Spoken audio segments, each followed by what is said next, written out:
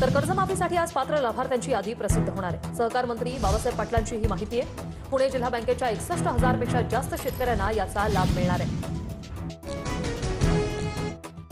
सावधान, पुढील 4 दिवस विदर्भ आणि मराठवाड्यात जोरदार पावसाचा येलो अलर्ट। तसेच ई-केवायसी केली नाही तर कर्जमाफीचा 1 रुपयाही खात्यात येणार नाही।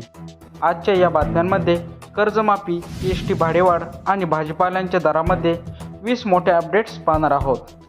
तर ही अपडेट जाणून घेण्यासाठी हा व्हिडिओ संपूर्ण बघा। तसेच हा व्हिडिओ तुम्ही कोणत्या जिल्ह्यातून बघत आहात ते कमेंटद्वारे नक्की सांगा, म्हणजे तुमच्या जिल्ह्याची कर्जमाफीची यादी आली की आम्ही तुम्हाला कमेंटद्वारे नक्की सांगू। तर पाहू आजच्या 40 ताज्या बातम्या। राज्य सरकारने 56 लाख खात्यांपैकी 55,300 शेतकऱ्यांची पहिली यादी प्रसिद्ध केली असून 25 लाख शेतकऱ्यांचा याचा प्रत्यक्ष फायदा होणार आहे। या पहिल्या टप्प्यात प्रामाणिकपणे कर्ज फेडणाऱ्या आणि नियमित खाते असलेल्या शेतकऱ्यांचा प्राधान्याने समावेश करण्यात आला आहे।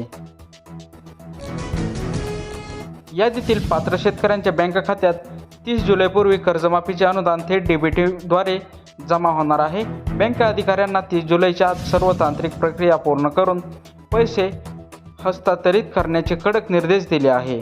यामुळे ऐन खरेदीच्या हंगामात शेतकऱ्यांना हातात पैसा मिळाल्याने मोठा दिलासा मिळणार आहे। अध्यादेशात विशेष दुरुस्ती करण्यात आली असून आधी तांत्रिक कारणांमुळे अपात्र ठरलेल्या शेतकऱ्यांनाही आता कर्जमाफीत सामावून घेतली जाईल। जुन्या अटी व शर्तीमध्ये शिथिलता आणल्यामुळे ज्यांच्या अर्जात त्रुटी होत्या त्यांना दुरुस्तीचा पुन्हा संधी मिळणार आहे। या निर्णयामुळे राज्यातील हजारो वंचित शेतकऱ्यांच्या आशा पल्लवित झाल्या आहेत। आधार प्रमाणीकरण, ई-केवायसी आणि ग्रीन स्टिक पोर्टलवर नोंदणी पूर्ण केल्याशिवाय कर्जमाफीचा लाभ खात्यात मिळणार नाही। अनेक शेतकऱ्यांची नावे यादीत असूनही आधार लिंक नसल्यामुळे पैसे अडकण्याची शक्यता निर्माण झाली आहे। त्यामुळे शेतकऱ्यांनी लवकरात लवकर जवळच्या CSC केंद्रावर जाऊन ई-केवायसी पूर्ण करण्याचे आवाहन करण्यात आले आहे। सांगली जिल्ह्यात 57,000 शेतकऱ्यांना कर्जमाफीचा प्रत्यक्ष लाभ मिळण्याची प्रक्रिया वेगाने सुरू आहे। जिल्हा बँकेकडून सर्व खात्याचे सत्यापन पूर्ण झाले असून अंतिम मान्यता देण्याचे काम सुरू आहे। या योजनेमुळे जिल्ह्यातील कृषी क्षेत्राला पुन्हा आर्थिक गती मिळण्यास मदत होणार। पुढील 4 दिवस कोकण व घाटमाथ्यावर प्रचंड पावसाचा जोर वाढणार असून अनेक नद्यांना पूर येण्याची शक्यता आहे।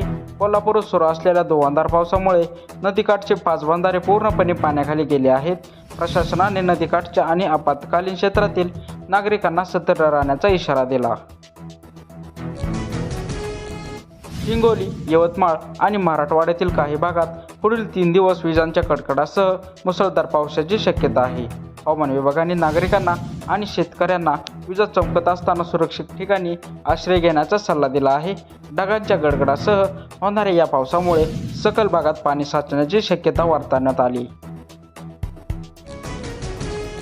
दीर्घ विश्रांतीनंतर पडलेल्या दमदार पावसामुळे बुलढाणा आणि भंडाऱ्यातील सुकलेली पिके पुन्हा हिरवीगार झाले आहेत। पावसाअभावी कोमेजलेल्या पिकांना जीवदान मिळाल्याने दुबार पेरणीचे मोठे आर्थिक संकट टळले आहे।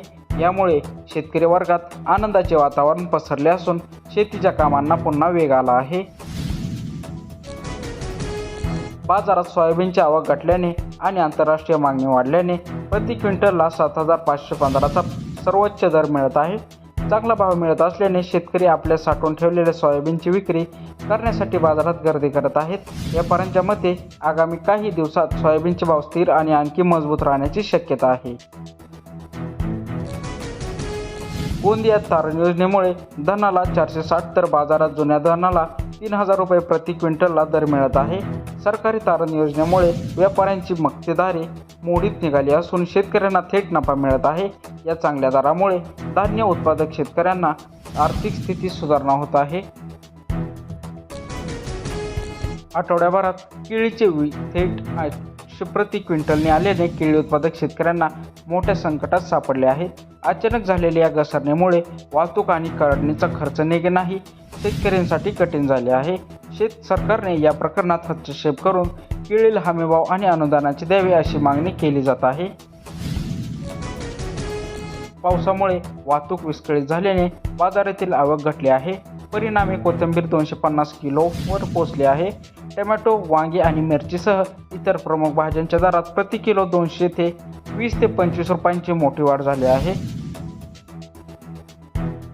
दरवाढीमुळे सर्वसामान्यांचे स्वयंपाक बजेट पूर्णपणे कोलमडले असून गृहिणी त्रस्त झाले आहे. रत्नागिरीतील 25 बागायतदार खात्यात अवघ्या 48 तासात 88 कोटीचा पीक विमा परतावा जमा करण्यात आला आहे. प्रशासनाने अत्यंत वेगाने पंचनामे आणि प्रक्रिया करून हा विमा वितरित केला आहे. आंबा व काजू बागायतदारांना झालेल्या नुकसानीची भरपाई वेळेत मिळाल्याने त्यांनी समाधान व्यक्त केले आहे.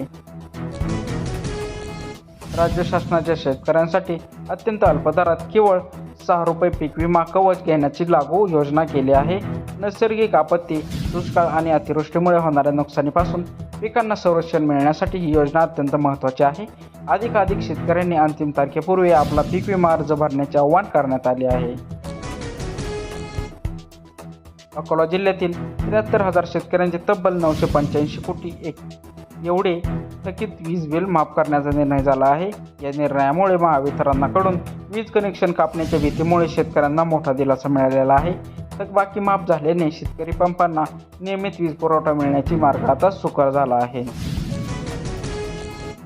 शेतीपंप वीज बिल माफ योजनेसाठी लावलेल्या 7.5 SPची मर्यादा ही आणण्याची आणि चुकीची असल्याने शेतकरी नेत्यांचे म्हणणे आहे. जर सरकारने ही अट रद्द केली नाही तर राज्यभरात तीव्र शेतकरी आंदोलनाचा कडक इशारा त्यांनी दिला आहे. पावसामुळे दीर्घकाळ मांडलेल्या ओढीमुळे मराठवाड्यात तब्बल 32 लाख हेक्टर जमिनीवरील पिके करपून गेली आहेत. त्यामुळे शेतकऱ्यांवर पुन्हा एकदा नांगरणी करून दुबार पेरणीचे करण्याची वेळ आली आहे. बियाणे आणि खतांचा खर्च करावा लागत असल्याने शेतकरी पूर्णपणे कर्जबाजारी होण्याची शक्यता आहे.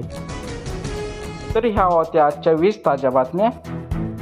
तुम्ही हा व्हिडिओ कोणत्या जिल्ह्यातून बघत आहात कमेंटद्वारे नक्की सांगा. चॅनलवर जर नवीन आला असाल तर चॅनलला सबस्क्राईब करायला विसरू नका. धन्यवाद.